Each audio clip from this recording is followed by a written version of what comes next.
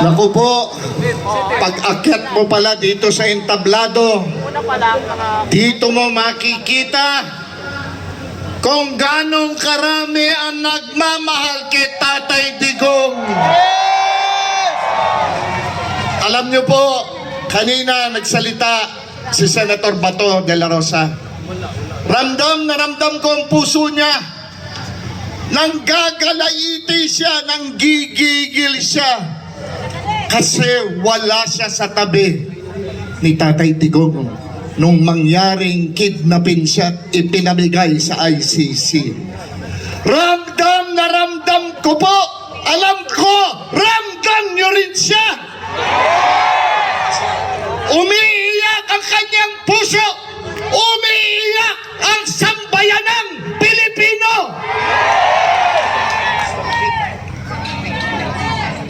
Sabi po nila, pag-asa.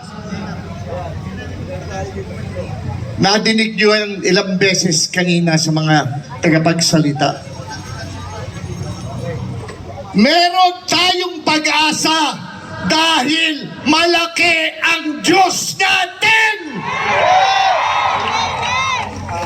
At sinisiguro ko sa inyo, kung taimtim kayo na nagdarasal para kay Tatay Digong, makakauwi ang ating Ama! Yes!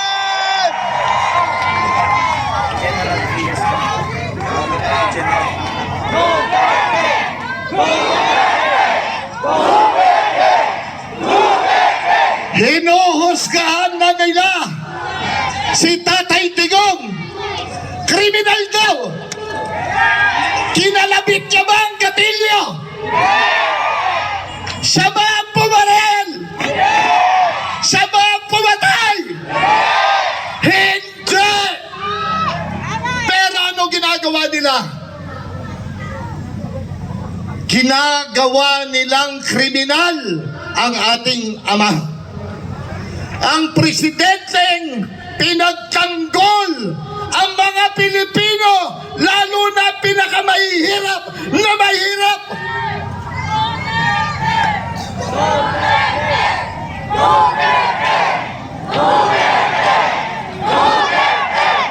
Alam niyo po, noong March 11, hindi ko alam kung sino mga nakarating sa inyo sa airport, sa Villamor Air Base. Kami po maghapon doon, nakikiusap, nagmamakaawa na sana papasukin kami, makita man lang. Ako po, sinabi ko na sa mga sundalo, huwag yun na akong papasukin. Nagmamakaawa ako sa inyo. Papasukin nyo si Atty. Torion at Atty. Vic Rodriguez. Ayaw. Meron daw strict orders na walang pwedeng papasukin. Nakita nyo bang nakapasok ang ating Vice President Sara Duterte? Hindi rin nila pinapasok. Ano ang pakiusap ng ating Tatay Digong? Hintayin ko lang ang anak ko. Abogado ko siya. Si Inday Sara yun. Pero ano ang sinabi?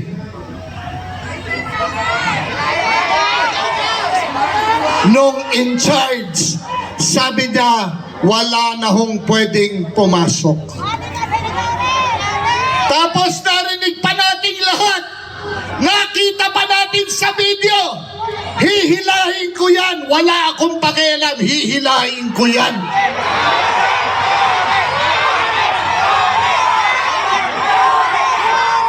Ay, ito lang po, tandaan nyo. Hindi natutulog ang Diyos. Kung ito man ay nangyari, may gagawin ng ating Panginoon Diyos para kay Tatay Digong at para sa bansang Pilipinas.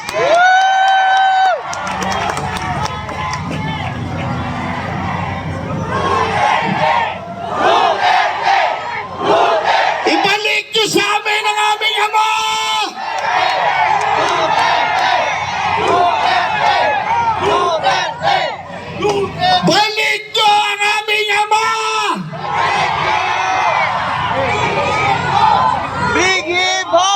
Alam nyo, lahat tayo nagdarasal para sa kanya. Pero huwag niyong kalimutang ipagdasal ang ating mahal na Vice President Inday Sara Duterte. Meron pa ho mga darating. At alam ko, alam niyo yan. Nagpe-prepara sila para sa impeachment. Nagnakaw daw si Inday Sara. Naniniwala ba kayo doon? Ay, ito naman at sa akin. At sa 32 million na nagtiwala at nagmamahal sa ating Bibi Sara, walang magnanakaw na Duterte. Sabay-sabay, walang magnanakaw na Duterte. Walang magnanakaw na Duterte. Walang magnanakaw na Duterte.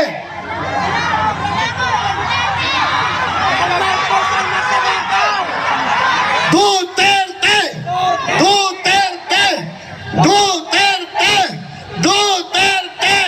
Duterte! Duterte! Duterte! Duterte! Duterte! Sa inyo pong lahat, let me end with this. Hindi ko na ho pakakahabain pa. Ito po ay isang prayer rally. Whoever dwells in the shelter of the Most High will rest in the shadow of our Almighty. I will say of the Lord, He is my refuge and my fortress, my God in whom I trust. Surely He will save you from the faller's snare, Tatay Digong, and the deadly pestilence. He will cover you with His feathers, and under His wings you will find refuge.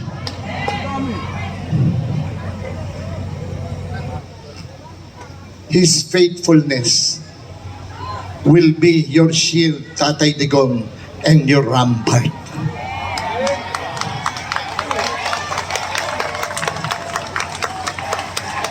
Duterte!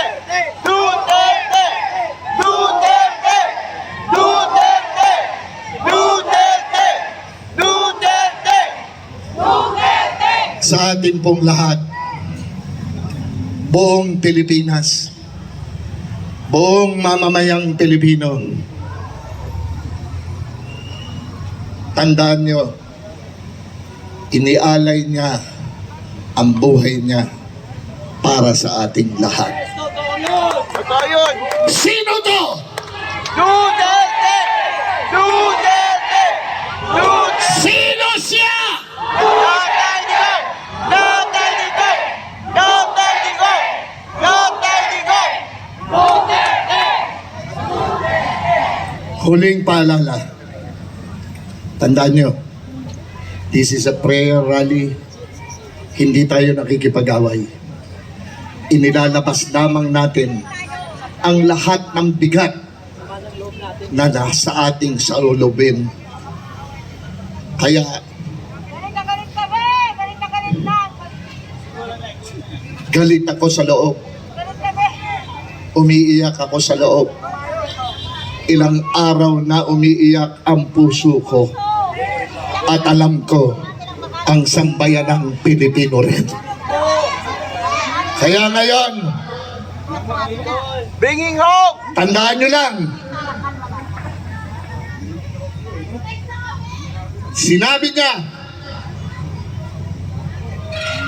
maybe I can not make you happy. Sabi niya noon, but I can make you comfortable. Sabi ng ating Pangulong Duterte. At ginawa niya yan! Alam nating lahat! Sambayanang Pilipino! Bring him home! Bring him home! Bring him home! Magandang gabi po sa ating lahat. Maraming salamat! Mr. Philip Salvador. At